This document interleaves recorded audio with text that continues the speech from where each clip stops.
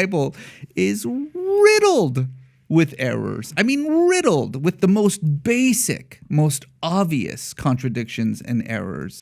So are there contradictions in the Gospels? In this interview, Reza Aslan gives 3 commonly cited contradictions in the Gospels. And in this video, I'm going to show you how to respond to each one of these 3 contradictions. So let's jump in. So Matthew, Mark, and Luke say that Jesus was crucified on a Thursday, and the Gospel of John says it was like a Sunday. So in other words, it was before the Passover, and the Gospel of John was after the Passover. Now, this is just wrong.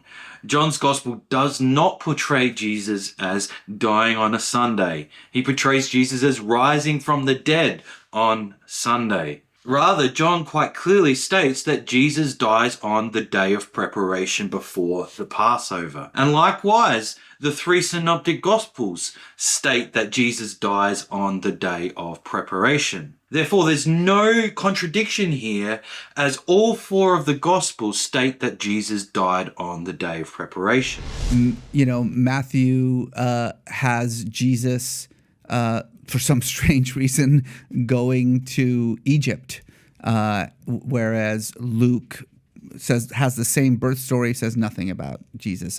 Now, again, this isn't a contradiction. Matthew and Luke have 2 different birth narratives that do complement one another. And just because Luke does not mention Jesus traveled to Egypt doesn't mean that Jesus never traveled to Egypt. That is, you can't have a contradiction when one of the points in this contradiction is silence. Therefore, Reza here really hasn't given us a compelling error or contradiction. Let's look at his final one.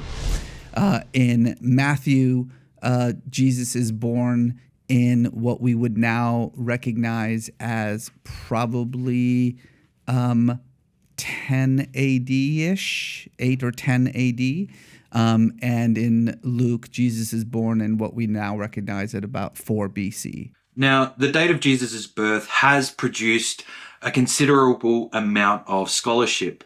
However, it seems that Reza here has confused Matthew and Luke. Matthew quite clearly dates Jesus' birth to the reign of Herod the Great, meaning that Jesus was born around 4 BCE. Whereas many scholars would date Luke's infancy narrative to 6 CE because of Cornelius. Cornelius started his governorship in Syria in 6 CE. So this would mean that there's some 10-year difference between the infancy narratives as portrayed in Matthew and Luke. However, recent research has shown that the title that's given to Cornelius could also include other roles in a region's administration. And this means that Luke's infancy narratives does not necessarily need to be dated to 6 CE. So not only does Reza mix up the 2 Gospels here, but he also doesn't give us a compelling contradiction. Now, Reza is not the only person who misunderstands the Gospel.